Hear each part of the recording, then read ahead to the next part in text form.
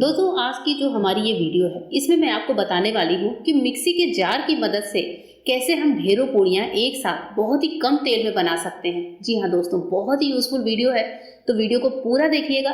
चलिए शुरू कर लेती हूँ मैं आज का वीडियो। दोस्तों हमारी आज की जो सबसे पहली टिप है वो इस तरह के जो पतले ब्लैंकेट्स होते हैं उनको लेकर है। अब सर्दी चूंकि खत्म ही हो रही है, इस तरह के ब्लैंकेट्स हम वापस घर में रखने वाले हैं। तो इनको जब भी हम रखते हैं तो एक बात का खास ध्यान रखना होता है कि पहले तो इसे अच्छे से फोल्ड कर लीजिए। और ये ब्लैंकेट आप गर्मियों में भी इस्तेमाल कर सकते हैं। कैसे कर सकते हैं? इसके लिए आपके पास कोई पुराना पिलो कवर हो या फिर नॉर्मल सा भी पिलो कवर हो, इसमें अच्छे से इसको डालकर इसका इस्तेमाल हम कर सकते हैं तकिए की तरह। कभी कभी ऐसा होता है घर में हमारे पिलो कम पड़ जाते हैं, बच्चों को लगाना होता है या फिर गेस्ट आ जाते हैं, या फिर अगर हम कहीं सफर में भी जा रहे हैं तो इस तरह के पिलो कवर में अपने ब्लैंकेट को डालकर, चूंकि ये वेट में हल्की होती है तो बहुत ही इजीली हम अपने बैग में पैक कर सकते हैं। कभी घर में गेस्ट आ जाएं, पिलो कम हो तो इस तरह से पिलो कवर में डालकर ये ब्लैंकेट उनको पिलो की तरह लगाने के लिए दे दीजिए। तो इस तरह से क्या होगा कि हमारे जो ब्लैंकेट हैं वो इस्तेमाल भी होते रहेंगे, इनको बीच बीच में धूप भी दिखाते रहिए और ये बहुत अच्छे से पिलो का काम भी करेंगे। या फिर अगर आपको पिलो की तरह इस्तेमाल नहीं करना है तो ऐसे पिलो कवर में डालकर आप इसको अपने बेड बॉक्स में डाल सकते हैं। तो इस तरीके से दोनों ही तरीकों से दोस्तों ब्लैंकेट जो है बहुत ही सेफ रहेगी, खराब नहीं होगी। तो इस तरह से हमारे पैसे भी बचते हैं। होप करती हूँ ये टिप आपको पसंद आई होगी। चलिए बढ़ते हैं नेक्स्ट टिप की तरफ। नेक्स्ट टिप के लिए पूड़ियाँ बनाने वाली हूँ और पूड़ियाँ बनाने के लिए सबसे पहले मैंने लिया है मिक्सी का जार। मिक्सी के जार में मैंने एक बड़ा स्पून, यानी कि जिस स्पून से मैं आटा नापती हूँ वो स्पून मैंने पूरा आटा ले लिया है। इसमें आप नमक, अजवाइन कुछ डालना चाहें तो डाल लीजिए। मैं यहाँ पर सिंपल आटा गूंद रही हूँ और मैंने लगभग 1 कप आटे में 1/4 से थोड़ा सा ज़्यादा पानी ऐड किया है। पानी डालने के बाद ढक्कन लगाएंगे। मिक्सी के जार को एक बार घुमा लेते हैं, बहुत ज़्यादा घुमाना नहीं है, सिर्फ 10 से 15 सेकेंड। 10 से 15 सेकेंड के बाद आटा देखिए हल्का सा क्रम्बल हो जाता है। इस टाइम पर अगर आपको लगे कि पानी कम है तो आप पानी बढ़ा सकते हैं। मुझे चूंकि पूड़ियों के लिए आटा लगाना है तो मैं पानी नहीं बढ़ाऊंगी। आटा हमारा ऑलरेडी एकदम बढ़िया वाला हो चुका है, यानी कि जो आटे और पानी का रेशियो था वो मैंने एकदम परफेक्टली डाला था। तो देखिए आटा हमारा इतना क्रम्बल हो चुका है। अब इसके बाद से मैं क्या करूंगी, यहाँ पर ले लूंगी थोड़ा सा तेल आटे में मिक्स करते हैं तो पूड़ियों के लिए मोयन अच्छा बनता है। तो मैं यहाँ पर 1 चम्मच के लगभग वेजिटेबल ऑयल यूज कर रही हूँ। इसके बाद से ढक्कन लगाएंगे। वापस से मिक्सी को मैं 20 से 30 सेकंड के लिए चला लेती हूँ। 20 से 30 सेकंड बाद आटा हमारा बहुत बढ़िया से तैयार हो गया है। ये देखिए दोस्तों, आपको देखने से लग रहा होगा कि आटा बहुत अच्छे से तैयार है। इसे बस हल्के से मसलने की देरी है। मसलने का काम चूंकि आटा कम है तो हम अपने हाथों में भी कर सकते हैं। ये टिप आपके तब काम आएगी जब कभी आपके हाथों में चोट लग जाती है, बच्चों को टिफिन देना है, घर में हेल्प के लिए कोई नहीं होता, तो बच्चों के टिफिन के लिए या हस्बैंड के टिफिन के लिए एटलीस्ट आटा गूंथकर तो तैयार हो जाएगा। या आपकी कभी तबीयत खराब है तो आप अपने हस्बैंड को इस तरीके से बता सकती हैं कि आटा कैसे गूंथा जाता है। तो मिक्सी के जार से बहुत ही ईजिली हम ये काम कर सकते हैं। अब मैंने इसे छोटी सी थाली में ले लिया और आटे को हल्का सा मसलते हैं। हल्का सा मसलना जरूरी होता है दोस्तों, नहीं तो हमारी पूड़ी या रोटी जो भी हम बना रहे हैं वो चिकनी नहीं बनेगी। आप देखिए आटा बहुत अच्छे से हल्का सा मसलते ही चिकना हो गया। मैं इस पर थोड़ा सा ऑयल लगाऊंगी, क्योंकि आटा गूंथने के बाद वैसे भी ऑयल लगा के रखते हैं तो आटे पे जो कड़क पपड़ी होती है वो नहीं जमती। आटे को हल्का सा ऑयल लगाकर 10 मिनट के लिए सेट होने के लिए छोड़ देते हैं। 10 मिनट के बाद हमारा यह आटा पूड़ी बनाने के लिए रेडी हो जाएगा। तो इस तरह से मैं इसको ढककर 10 मिनट के लिए छोड़ देती हूँ। अब हम बेलेंगे पूड़ियाँ बेलने के लिए हम यहाँ पर चकले बेलन का इस्तेमाल नहीं करने वाले हैं, क्योंकि दोस्तों एक साथ मैं बेलने वाली हूँ कम से कम 5 से 6 पूड़ियाँ। जी हाँ, तो इसके लिए मैंने एक बड़ी सी थाली ले ली है। थाली के जो पीछे का हिस्सा है वो पूरी तरह से स्मूथ होना चाहिए। तो जिस भी थाली का आप इस्तेमाल कर रहे हैं उस पर थोड़ा सा ऑयल लगाइए। आटे की इस तरह से लोई को अच्छे से लंबे में रोल कर लीजिए और जब ये लोई हमारी चिकनी हो जाए तो ले लीजिए नाइफ और नाइफ से छोटी छोटी लोइयाँ कट कर लीजिए। मैं चूंकि बना रही हूँ छोटे छोटे साइज की पूड़ियाँ बच्चों को देने के लिए, तो बच्चे हमारे घर में छोटी छोटी पूड़ियाँ खाना पसंद करते हैं।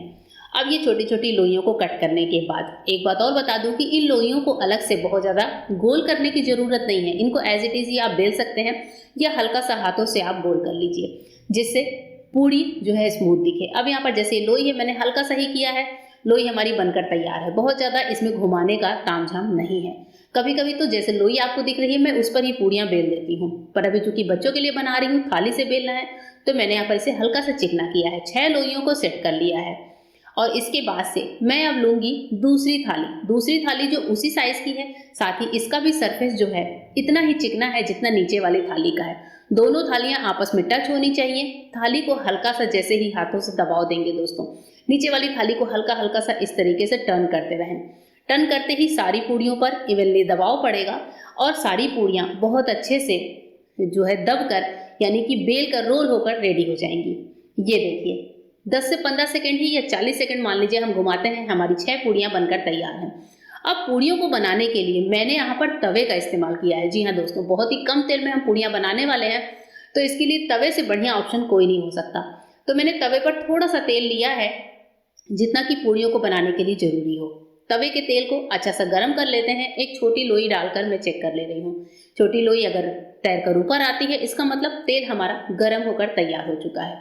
तवे के तेल को अच्छा सा गर्म कर लीजिए। आपने शायद कभी तवे पर पूड़ी नहीं बनाई होगी, तो इस तरीके से आप कम तेल में भी पूड़ियों को तल सकते हैं। होता यह है दोस्तों कि जब हम कढ़ाई में ज़्यादा तेल लेकर पूड़ियाँ बनाते हैं तो तेल तो एक्स्ट्रा लगता ही है, साथ ही जो तेल हमने गरम किया है वो तेल भी दोबारा खाने लायक नहीं होता है, क्योंकि जो तेल ज़्यादा गरम हम एक साथ कर लेते हैं उस तेल में कुछ विषैले तत्व जो है पैदा हो जाते हैं, जिनको एक तरह का ऑयल के टॉक्सिन्स बोलते हैं, जो हमारी बॉडी के लिए हार्मफुल होते हैं। तो तेल एक बार में उतना ही लेना चाहिए जितना आप गर्म करके उसको रीयूज कर सकें।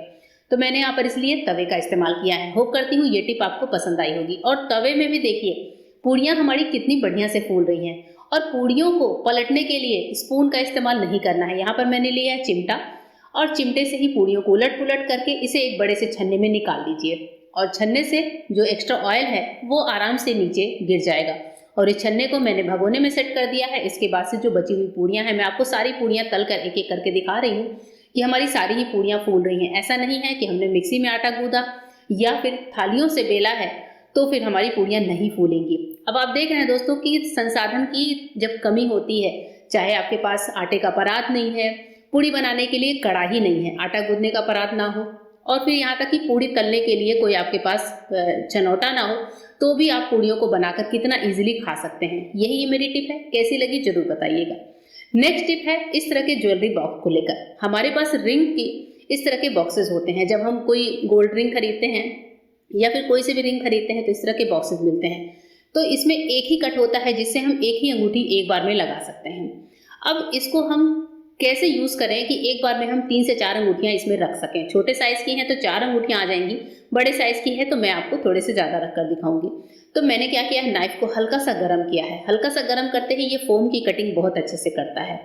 और उसके बाद से मैं इस तरह से लंबे में 2 कट और लगा दे रही हूँ। अब जो इसके साइड वाला फोम है उसका यूज़ भी होगा, डिब्बे का भी इस्तेमाल होगा, साथ ही जो है हमारी जो एक्स्ट्रा अंगूठियाँ होती हैं, एक्स्ट्रा रिंग्स होते हैं, चाहे वो गोल्ड के हों या फिर आर्टिफिशियल ही क्यों ना हो, इधर उधर पड़े होने से अच्छा है कि उनका हम इस्तेमाल कर लें।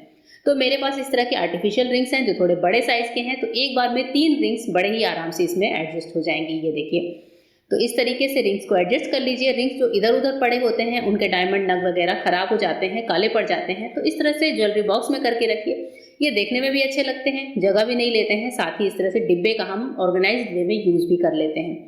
होप करती हूँ आज की ये सारी टिप्स एंड ट्रिक्स आपको पसंद आई होगी। और ऐसे ही वीडियो देखने के लिए चैनल को सब्सक्राइब करिएगा, वीडियो को लाइक करिएगा। फिर मिलूंगी मेरे नए वीडियो में, तब तक के लिए गुड बाय। Thank you.